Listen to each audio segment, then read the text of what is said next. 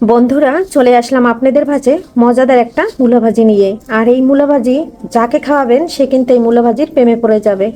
একদম গরম ভাতের সাথে জমে যাবে। আর কে কে এইরকম মূলা ভাজি খেয়েছেন এবং খাননি অবশ্যই কমেন্ট করে জানাবেন। একবার যাকে খাওয়াবেন সে কিন্তু বারবার আপনাকে রিকোয়েস্ট করবে যে আমাকে মূলা ভাজিটা খাওয়াও। আর এটা মূলা ভাজি না কি ভাজি কিন্তু অনেকে বুঝতেই পারবে না। আর এটা থেকে কিন্তু মূলার কোনো গন্ধ আসবে না। অনেকে মূলা খেতে চায় না, তাদেরও যদি এভাবে খাওয়ান সেও বুঝবে না যে এই মূলাটা কিভাবে সে ভাজি করলো বা এটা কি রান্না করলো। তবে সবাই একটু ফুল রেসিপিটা দেখে একটা লাইক দিয়ে অবশ্যই কমেন্ট করে জানাবেন যে আমার রেসিপিটা কেমন হয়েছে। বন্ধুরা, চলে আসলাম আপনাদের মাঝে একটা মূলার রেসিপি নিয়ে। এখানে নিয়েছি 1 কিলো ওজনের একটা মূলা। আর একটা ফুল নাই, এখান থেকে কিছুটা ভেঙে গেছে। তাহলে বন্ধুরা আপনারা মনে করতে পারেন যে মূলাটা কত বড়। এখানে 1 কেজি 100 গ্রাম মূলা আছে। তারপরেও কিন্তু আমি পাপড়ি পাপড়ি কিচেন অ্যান্ড ব্লগ থেকে আপনাদের মাঝে চলে আসলাম একটা মূলার রেসিপি নিয়ে।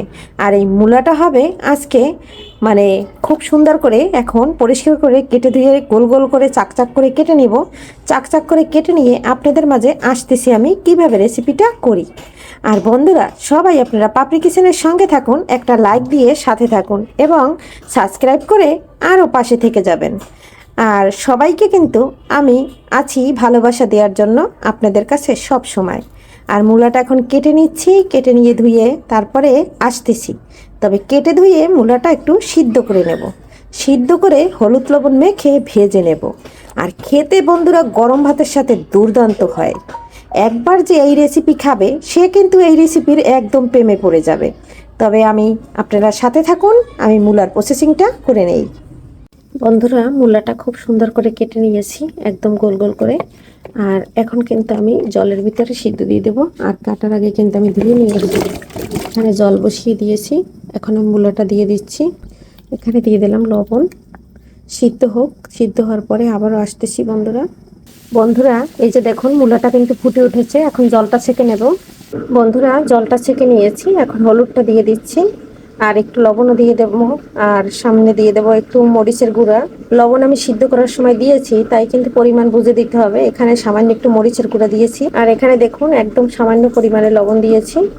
গরম গরম মূলা আমি হাত দিয়ে খুব সুন্দর করে মেখে নিয়েছি। আর এতটা গরম কিন্তু অনুভব হয় না, এত পরিমাণে ঠান্ডার কারণে। আর বন্ধুরা এই যে মূলাটা যদি ভাজি করে গরম ভাতের সাথে খাওয়া হয়, এক নিমিষে প্লেটের ভাত একদম শেষ হয়ে যাবে, এতটাই মজা লাগে। তবে আজকে আমি এর সাথে ভাজবো মরিচ, আর লাস্টে দিয়ে দেবো একটু ধনেপাতা। তাই মরিচটা কেটে নিয়েছি কাছে এবং দূরে, দেশ ও দেশের বাহির থেকে যারা আমার ভিডিও সবসময় দেখেন এবং সুন্দর সুন্দর কমেন্ট করেন, সবার জন্য রইল মন থেকে অনেক অনেক ভালোবাসা, অফুরন্ত ভালোবাসা। আর আমার ছোট বড় সবাই যারা দুটো চ্যানেল থেকে আমার ভিডিও দেখে তাদের জন্য রইল অনেক অনেক আরও ভালোবাসা, নতুন পুরান বন্ধুদের জন্য। আর আমার কিন্তু তেল কড়াইতে গরম হয়ে গেছে, এখন এভাবে সুন্দর করে একদম ভেজে নেব। আর এটা কিন্তু কোনোভাবে ঢাকনা দিয়ে ঢাকা যাবে না, তাহলে কিন্তু জল জল হয়ে যাবে এবং মুচমুচে হবে না। মানে মূলাটা কিন্তু ভাজা ভালো হবে না আর খেতেও ভালো লাগবে না। তাই বন্ধুরা ঢাকনা দিয়ে ঢাকা যাবে না, ঢাকা ছাড়া কিন্তু ভেজে নিতে হবে। আর এই যে দেখুন দিয়ে দিয়েছি। আর একদম বেগুনের মতো উল্টে পাল্টে ভেজে নেব। বন্ধুরা এখন একটু উল্টে পাল্টে দেব। উল্টে পাল্টে দিয়ে খুব সুন্দর করে ভেজে নেব। আর এই যে দেখুন একদম একটা সাইড কিন্তু আমার খুব সুন্দর একটা কালার চলে আসছে। এখন আর একটা সাইড কিন্তু আমি উল্টে দিচ্ছি বন্ধুরা। আর এই মূলায় কিন্তু একটু তেল টানবে না, এই তেলের ভিতরেই সম্পূর্ণ মূলাটা ভেজে নেব। সবাই সঙ্গে থাকুন আর দেখতে থাকুন আমি কিভাবে মূলাটা ভেজে নিই। আপনারা চাইলে পেঁয়াজ দিয়ে লাস্টে ভেজে নিতে পারেন। আজকে আমি পেঁয়াজ দিয়ে ভাজবো না, কারণ আমার ছোট বোন আসছে, ও মাছ খায় না। তাই ওর জন্য আজকে আমি নিরামিষই করছি। আর পেঁয়াজ দিয়ে ভাজি করলেও অনেক মজা লাগে খেতে, দারুণ লাগে খেতে। আর এই যে দেখুন কত সুন্দর একটা কালার আসছে, আর দেখতে কিন্তু বন্ধুরা দারুণ লাগছে।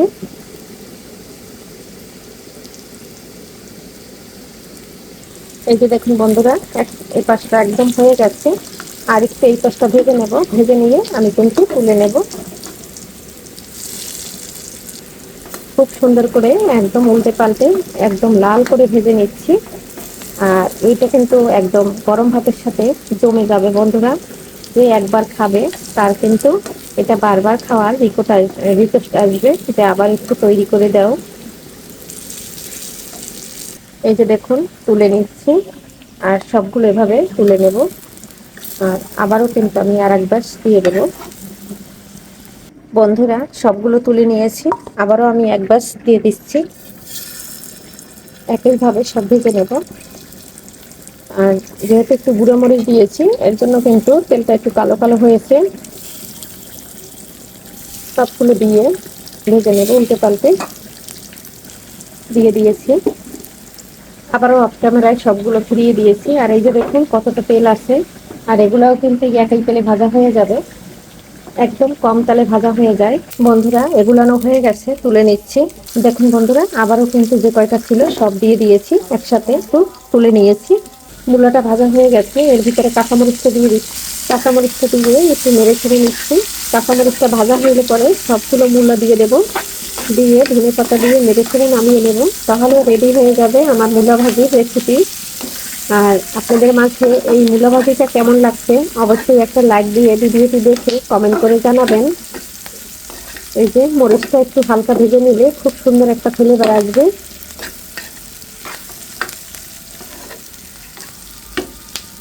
মরিচটা ভাজা হয়ে গেছে, এখানে মূলাগুলো সব ঢেলে দিচ্ছি। আর এখানে দিয়ে দিচ্ছি ধনে পাতা। ধনে পাতা না দিলেও কিন্তু হবে, কিন্তু ধনে পাতাটা দিলে পরে খুব সুন্দর একটা ফ্লেভার আসে আর খেতে দারুণ লাগে। এখন নেড়ে ছেড়ে একদম নামিয়ে নেব। আর ধনে পাতা দিয়ে কিন্তু বেশি রান্না করতে হয় না। এই যে দিয়ে একদম মিশিয়ে দিলাম। দেখুন বন্ধুরা একদম নেড়ে ছেড়ে মিশিয়ে নিচ্ছি, এখন নামিয়ে নিচ্ছি। আর কিন্তু এটা রান্না করতে হবে না, জালটা অফ করে দিয়েছি। আর কেমন লাগলো আমার মূলা ভাজার রেসিপিটা বন্ধুরা?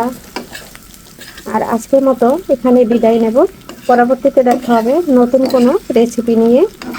আর এ পর্যন্ত সঙ্গে থাকবেন এবং নতুন পুরান বন্ধুদের জানাচ্ছি অনেক অনেক ভালোবাসা। বন্ধুরা অফ ক্যামেরায় কিন্তু নামিয়ে নিয়েছি। তবে সবাই ভালো থাকুন, সুস্থ থাকুন। আগামী আবার নতুন কোনো রেসিপি নিয়ে দেখা হবে। এ পর্যন্ত সবাই সুস্থ থাকবেন আর সবাই শরীরের দিকে খেয়াল নেবেন। আর আজকের মতো বিদায় নিচ্ছি, বাই।